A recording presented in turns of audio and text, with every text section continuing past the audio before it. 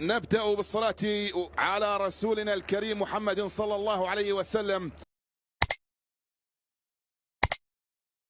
هذا المكان اليسار يوسف البليلي اللي كان هناك شكوك حول أنه تكلم عن التغييرات وتغيير اللاعبين والأسماء في لمشاكل رياضية لازم ممكن تتعدل. تواجد سمير ساجروكوفيتش، بينما الخيارات بالنسبة للمدربين الترجي بقيادة من يعود مرة أخرى لقيادة حراسة المرمى في خط الدفاع، الرباعي في نضال العيب في ريد شيخاوي، مروان الصحراوي، محمد بن علي، وفي وسط أمامهم حمزة رفيعة، وعلى اليمين يتواجد عماد فرج، البلايلي يبدأ أساسيا وفلوريان دانو. هذه تشكيلة الترجي مشاهدينا الكرام في هذا اللقاء، ولدينا انطلاقة من الجهة اليمين. الكرام متابعينا في كل مكان، هكذا يبدأ الدوري التونسي بهذه القمة الكبيرة التي لها ما لها تاريخيا من الذكريات ومن النجوم ومن الأسماء.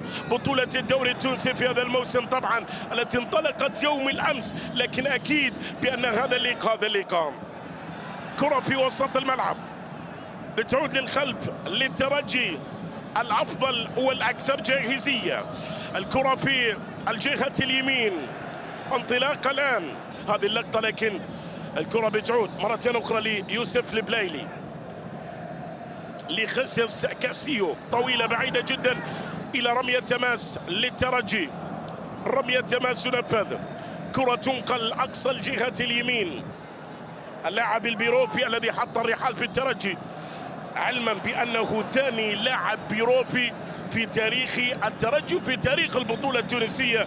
بعد مين؟ بعد طبعا خورخي راميريز من سبقه في التواجد. هناك لاعب بيروفي وحيد كان ذلك في 2001. يأتي خيسوس كاستيو ليعطي التوازن في وسط ملعب المباراة بالنسبة للترجي. كرة عند البلايلي، فلا بد أن تستغل تلك الأفضلية وتسجل، لكن أرى بأن الكلاسيكو بدأ بهدف الترجي، بدأ بهدف الترجي. الكرة في هذا المكان مرة أخرى، لكن بتعود للخلف. نضال العيفي في وسط ملعب المباراة، خيسوس كاستيو، التدخل من جانب الدفاع. إذا محمد الحاج محمود مشاهدينا الكرام هو من يبصم ويوقع على الهدف الأول للترجي في هذه المباراة. أكيد بأن هذا الهدف راح يعطي خيسوس كاستيو، مروان صحراوي، محمد بن علي في الجهة اليمين. تعود من جديد للخلف عند اللاعب رقم 16 خيسوس كاستيو البيروفي. كرة إلى خارج أرضية الملعب أو فيها خطأ يحتسب. محمد بن علي، لمسة للأمام، تمريرة، بلايلي من جديد، بلايلي يسدد كرة لكن الكرة بعيدة. رايد شيخاوي، الكرة لخيسوس كاستيو، تعود من جديد في الجهة اليمين. محمد بن علي للترجي، سجله محمد الحاج محمود. صحراوي، محمد بن علي يتقدم، الكرة لخيسوس كاستيو، تعود من جديد مروان صحراوي. محمد بن علي يتقدم، يحتفظ بالكرة. خيسوس كاستيو، كاستيو لمسه لي على الامام مره اخرى. محمد الحاج محمود، الله على هذه الكره والتسديده، لكن الكره الى خارج ارضيه الملعب. الكره الان عند نضال العيفي، عادت من جديد، لمسه في وسط الملعب. خيسوس كاستيو، والتغطيه موجوده، التغطيه موجوده يعني في بعض اللقطات اللي يظهر فيها خط دفاع النجم. في هذا الشوط الاول بلايلي يرسل كرة لخوسيه كاستيو، كاستيو لنضال العيفي، كرة ومحاولة صالحين. الترجي تنفذ عالية لكنها تبعد. تعود مرة أخرى الوافد الجديد. هكذا يبدأ طبعا، هكذا يبدأ مباراة أكيد بأنها شيخاوي لنضال العيفي. نضال، كرة في وسط الملعب، محاولة تعود للخلف، يعود ويعادل النتيجة. اللاعب لم يتوقف كثيرا، وبالتالي الوقت اللي راح يقدر كوقت بدل ضائع لن يكون كثير.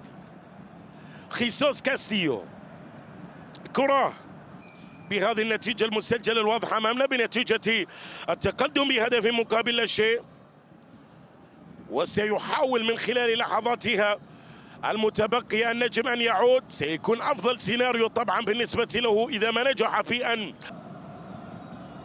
نضال عيفي 3 دقائق يضيف السيد هيثم الطرابلسي حكم هذه المباراة في ساعته كوقت بدل ضائع لهذا الشوط الأول. مشاهدينا الكرام، هذه كرة خلف الدفاع، بلايلي العرضية خطيرة لكن الدفاع يتدخل ويبعدها.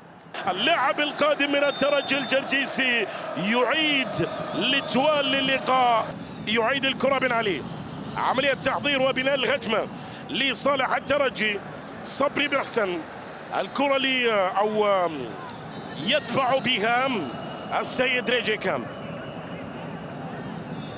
التي يدفع بها ريجي كامب. هذه كرة للترجي تنقل للأمام، لكن الكرة ما زالت والكرة تبعد من جانب الدفاع. يعود مرة أخرى من أجل هدف التعادل بكل تأكيد في قادم لحظات هذا اللقاء، التي في مباراة التغيرات وفي مباراة التقلبات على مستوى نتيجة هذا اللقاء.